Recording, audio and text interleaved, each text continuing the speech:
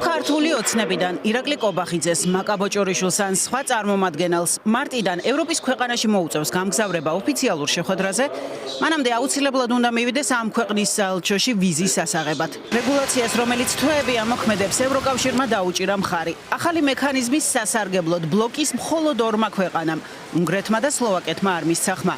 მაგრამ ეს საბოლოო გადაწყვეტილებაზე გავლენას ვერ ახდენს და ახალი წესი უკვე მარტიდან ამოქმედდება და ეს ევროკავშირის ყველა ქვეყანას ეხება. საქართველოს კანონის მიხედვით ამგვარ სიაში დაახლოებით 2000 ადამიანამდე არის, ვისაც ამგვარი დიპლომატიური და სამსახურეობრივი პასპორტი შეიძლება ჰქონდეთ. ვფიქრობ, რომ საკმაოდ ძალიან დიდი ნაწილი არის ჩვენი მოსახლეობისა. მანამდე, როგორც მოგეხსენება, დაახლოებით 300-მდე ადამიანი ოფიციალური პირი იყო დასანქცირებული 9 სხვადასხვა ქვეყნის მხრიდან და ეხლა ერთ ჯერზე 2000 კაცისთვის ამგვარი უვიზო ლიბერალიზაციის მიმოსვლის შეჩერება, მე ვფიქრობ, რომ ძალიან მნიშვნელოვანი ნაბიჯია ამ რეჟიმის, ასე ვთქვათ, შესასუსტებლად და კიდევ ერთხელ იმის ხაზგასასმელად, რომ ისინი არ წარმოადგენენ ქართულ ხალხს. საქმე დიპლომატიური და სამსახურებრივი პასპორტების მფლობელებს ეხებათ. ესენი არიან სხვადასხვა რანგის ოფიციალური პირები თუ მათი ოჯახების წევრები. ევროპაში მოგზაურობას ისინი მხოლოდ ჩვეულებრივი პასპორტებით შეძლებენ. თუ ვიზიტის მიზანი ოფიციალურია და დიპლომატიურ პასპორტს საჭიროებს, ამ შემთხვევაში მათ წინასწარ საელჩოში ვიზიტი და ვიზის აღება მოუწევთ.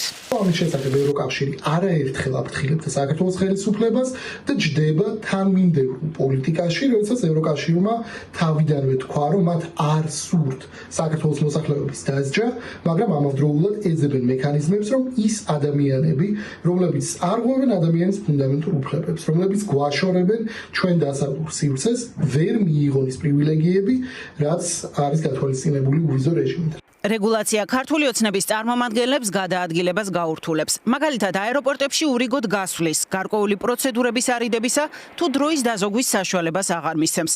მაგრამ ეს ტექნიკური მხარე ევროკავშირის გადაწყვეტილების ყველაზე უმნიშვნელო ნაწილია. მთავარი კი რეპუტაციული ზიანია. კონკრეტულად ის, რომ ევროკავშირი ივანიშვილის რეჟიმის წარმომადგენლებს ართმევს პრივილეგიას, რაც მათ ვიზა ლიბერალიზაციამ მისცა.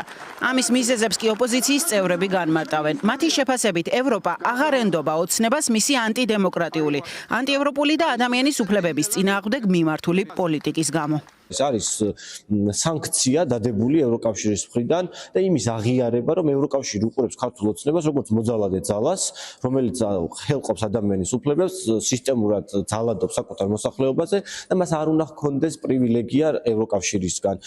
ცხადია, თუ ქართული ოცნება გააგრძელებს იგივე გზას ანტიდემოკრატიული ნაბიჯების გადადგმას, ეს არ გაჩერდება მხოლოდ ქართულ ოცნებაზე, ეს შეეხება უკვე ქვეყანას. ოცნების ოპონენტები ევროკავშირის რეგულაციას განიხილავენ სანქციად, რომელიც მიზანში კონკრეტულ პირებს იღებს. პირებს, ვინც დემოკრატიულ უკან დახევაზია პასუხისმგებელი. ოპოზიცია ვარაუდობს, რომ ეს მხოლოდ დასაწყისია და ოცნებას ევროპული გაერთიანებიდან გაცილებით მკაცრი მიზნობრივი ზომები ელის.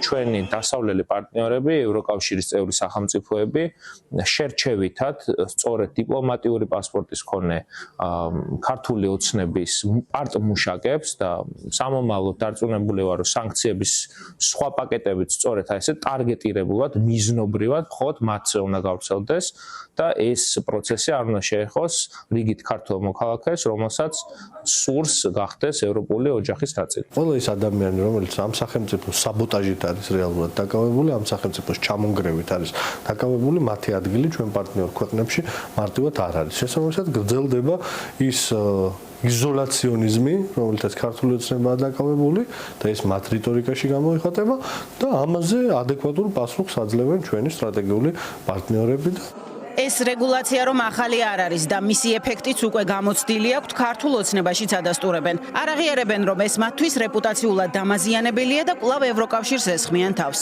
პროპაგანდა უცვლელია. თითქოს საქართველოს უვიზო მიმოსვლის სანაცვლოდ რაღაცის დათმობას აიძულებენ, რასაც ქართული ოცნება არ ეპუება.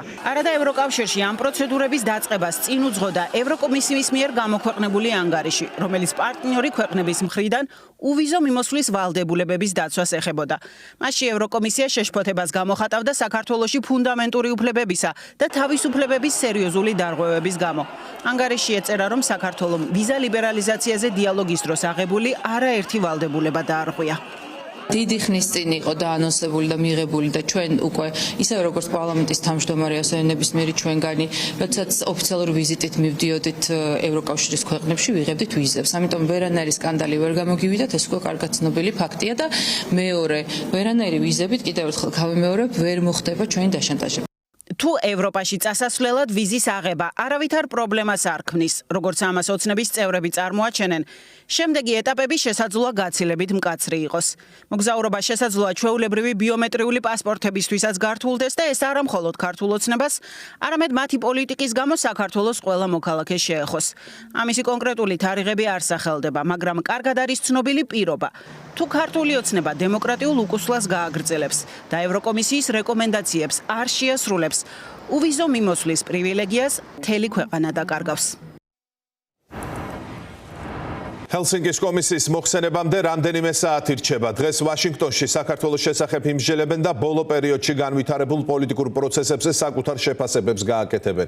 სხვა საკითხებთან ერთად ამერიკელი კანონმდებლები ქართველი ხალხის სავარაუდოდ ქიმიური იარაღით მოწამვლასა და სასტიკ დარბევაზეც გაამახვილებენ ყურადღებას.